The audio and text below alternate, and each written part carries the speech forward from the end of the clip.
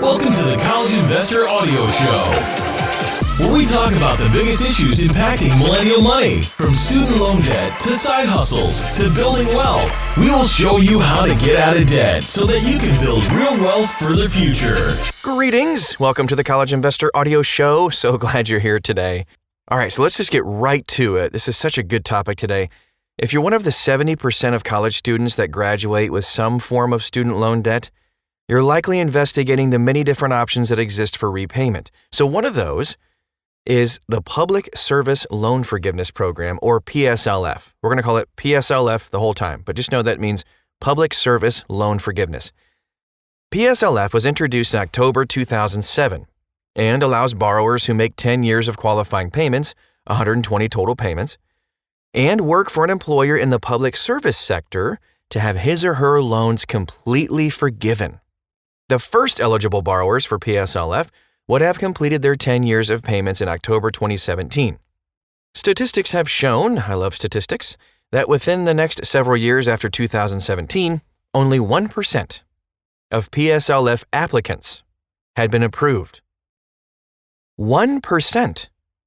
So today, we're going to look through what some of the reasons are for PSLF applications to be rejected and how you can avoid the biggest PSLF errors that cause denial. Let's do this. Well, actually, I should say this.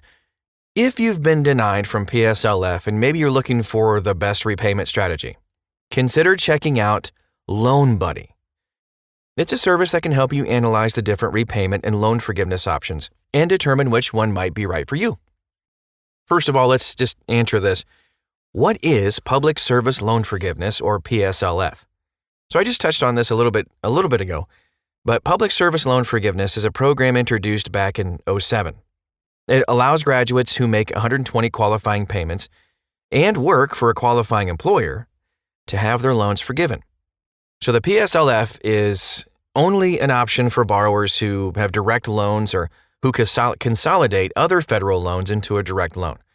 You must also be on an income-driven repayment plan, like the Pay-As-You-Earn, or PAYE, Revised Pay-As-You-Earn, or REPAY, REPAYE, and also Income Contingent Repayment, or ICR, or Income-Based Repayment, IBR. A lot of acronyms. So here's how to qualify for PSLF. That's what we're really zeroing in on today. Even if you're eligible for PSLF based on the type of loans that you have and the type of repayment plan you're on, you must also work for a qualifying employer. The following types of jobs and employers qualify for PSLF. Government organizations at any level. This can be U.S. federal, state, local, or tribal. Not-for-profit organizations that are tax-exempt under 501c3. Not-for-profit organizations that are not tax-exempt under 501c3 but provide certain types of qualifying public services. The Peace Corps, AmeriCorps. You can also see what jobs and employers qualify for PSLF. We have a link to that at thecollegeinvestors.com. You can really dive in a little bit deeper there too. And by the way, if you're working as a contractor, it's important to understand that it's your actual employer whose occupation is relevant for the purposes of qualification under PSLF. For example, if you're a government contractor, that is not the same as being employed by a governmental organization. So important to make that distinction. Your employer, the company that signs your paychecks, would need to qualify as either a government organization or a 501c3 nonprofit organization. The biggest PSLF errors that cause denial. The U.S. Department of Education has called out a few common errors that can cause a PSLF denial. Missing information. No eligible loans, only direct loans qualify for PSLF. Not being in an income-driven repayment plan. Staying on deferment or forbearance. Missing payments or even making extra payments. Ineligible employer. Okay, so here's how to avoid those errors. The number one way to avoid PSLF errors that cause denial is by filling out an employment certification form, ECF. The ECF is a form that was introduced back in 2012 by the government to help borrowers confirm that they are on track to qualify for public service loan forgiveness. The ECF allows you to submit your employment and loan information and get a confirmation that your employer is indeed qualified for PSLF. The ECF is kind of an early warning system, if you will, if you're planning on applying for public service loan forgiveness. So, rather than make 10 years of payments only to find out that you aren't eligible, filling out your ECF every year is a way to make sure that all of the kinks are worked out before you make your 120 qualifying payments. Here are some of the best suggestions that we have for how to avoid these PSLF errors we mentioned earlier.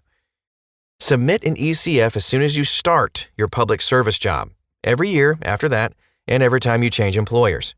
This will make sure you're on the right track. Make sure your ECF is not missing any information.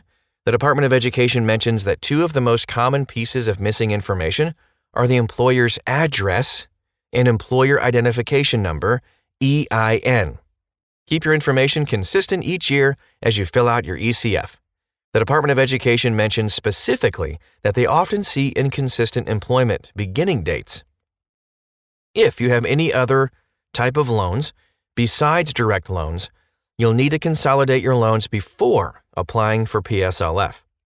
Only income-driven repayment plans such as ICR, IBR, pay or repay are eligible for PSLF. If you are in deferment or forbearance, any payments that you make do not count toward the 120 payments you need to qualify for PSLF. So along those lines, you are able to waive your deferment. For example, if you're working for a qualifying employer while still in graduate school, you may want to contact your servicer to waive your deferment in order to start your 120 months of qualifying payments ASAP. Don't make late payments. We can't stress this enough. Of course, you shouldn't make late payments in general, but any payments made more than 15 days late will not count as a qualifying payment. Most of these ways to avoid PSLF errors can be adroitly summed up by saying, look at all the mistakes we just mentioned. Now, don't do any of them.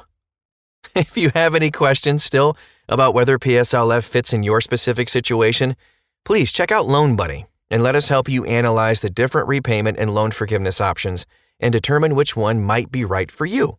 You can find all of this, of course, links and resources and everything at thecollegeinvestor.com. That's all we have for you today. I hope it was helpful. Please share this with somebody who can also find this helpful too. Let's just help each other out. Thanks again, and we'll talk to you again real soon.